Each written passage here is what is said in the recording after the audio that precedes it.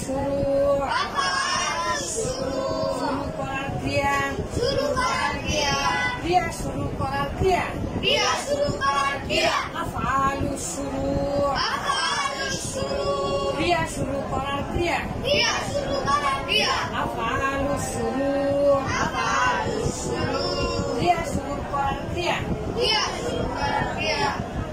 বাদা আখদা শারা তফিকা বাদা আখদা শারা তফিকা বাদা আখদা শারা তফিকা বাদা আখদা শারা তফিকা বাদা আখদা শারা তফিকা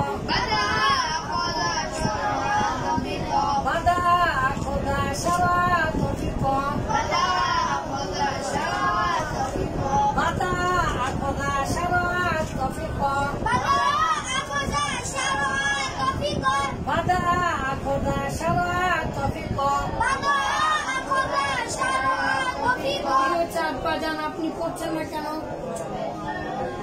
কেন এরকম করেন? বাদা আখদা শারা তফিকা এই সবগুলোর অর্থ কি? শুরু করা। এই সবগুলোর অর্থ কি? শুরু করা। তাহলে বাদা মানে কি? শুরু।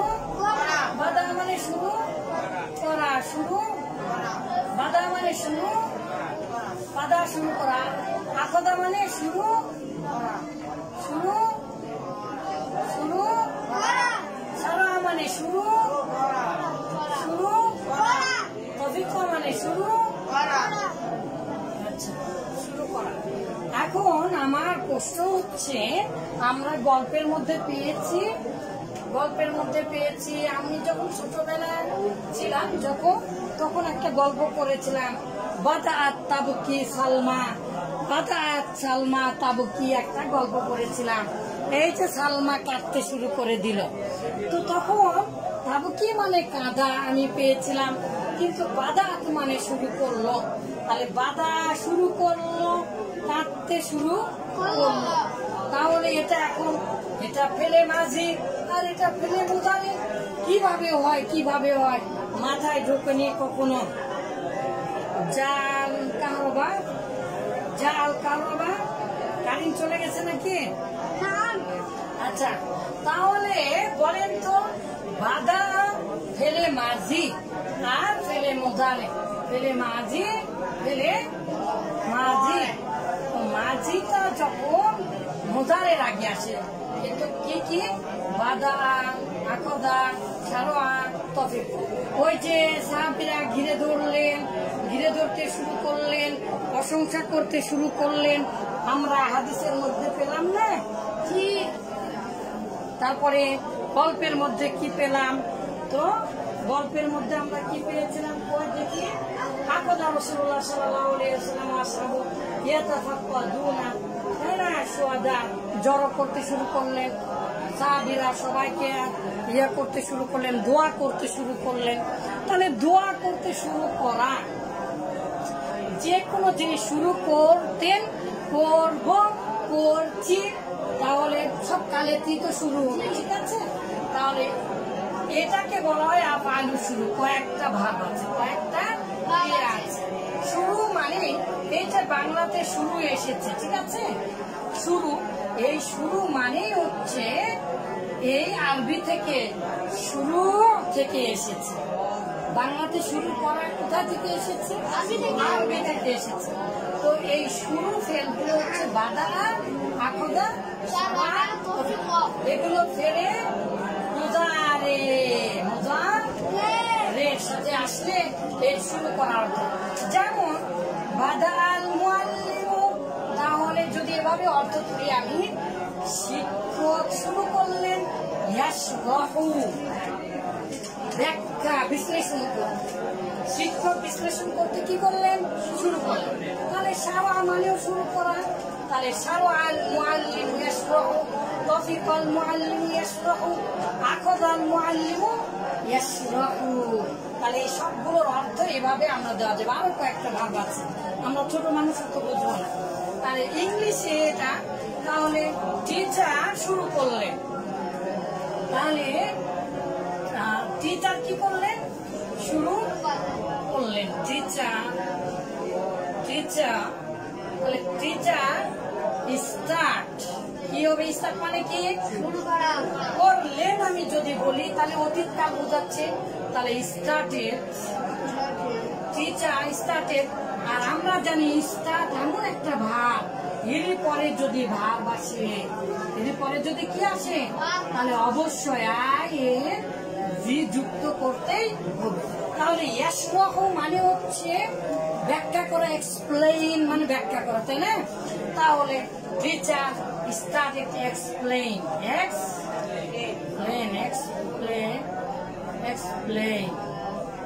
এক্সপ্লেইনিং হবে তাহলে, তাই না?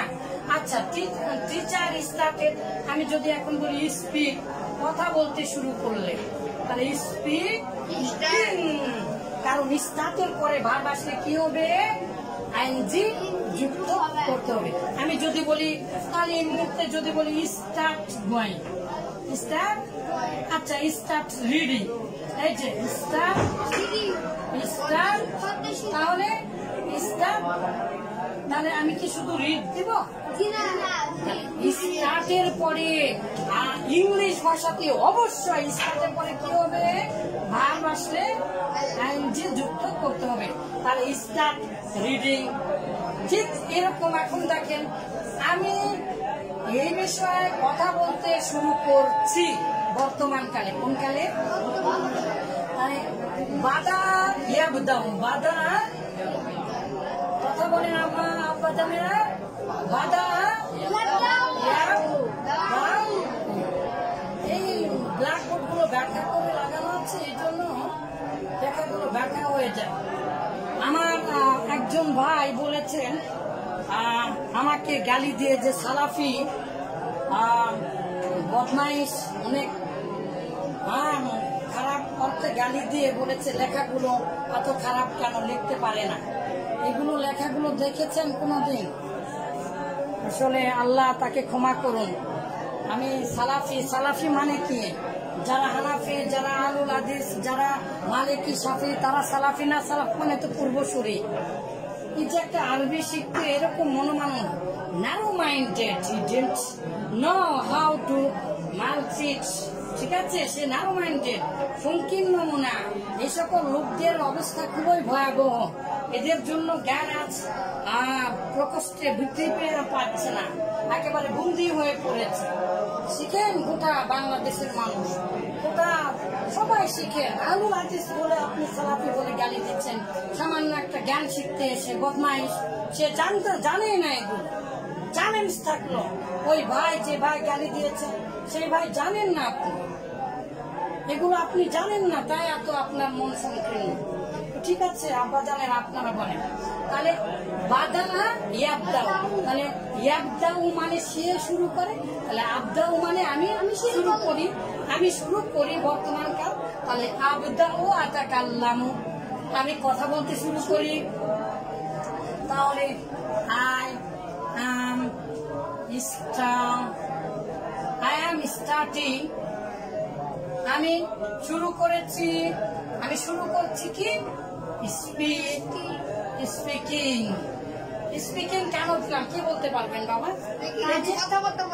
এই যে স্টার্ট ভার্বের পরে, মাশাআল্লাহ সবাই হাত তুলেছেন, বারাকাল্লাহু ফিকুম। স্টার্ট ভার্বের পরে এসেছে, যে জন্য স্পিকিং হয়ে গেল। তো ঠিক আছে, আমরা আরেকবার পড়ি সহজে, যেন মনে থাকে। বলেন বলেন আফআলু শুরু, বাদা আখযা শারআ তফিকা, বাদা আখযা শারআ তফিকা, বাদা আখযা শারআ তফিকা। এগুলো মুবতাদা খবরের আগে আসে, ঠিক আছে? জাআলা, আনশা, কমা, হাব্বা, আকবালা, জাআলা, শারআ, আখরা, জাআলা, এগুলো দিয়েও হয়। তাহলে আমরা একটু সবাই উদাহরণ দেখি। শারআতুল্লাহু ইয়াকরাউ, তাহলে ছাত্রটি পড়া শুরু করলো, শারআ। তারপরে আমরা দেখি শারআল জাইশু ইয়াতাহাররাকু, সৈন্যবাহিনীরা চলতে শুরু করলো। শারআ সামিআ সারআ ইয়াসমাউ হাদা, তিনি এটা শুনতে শুরু করলেন।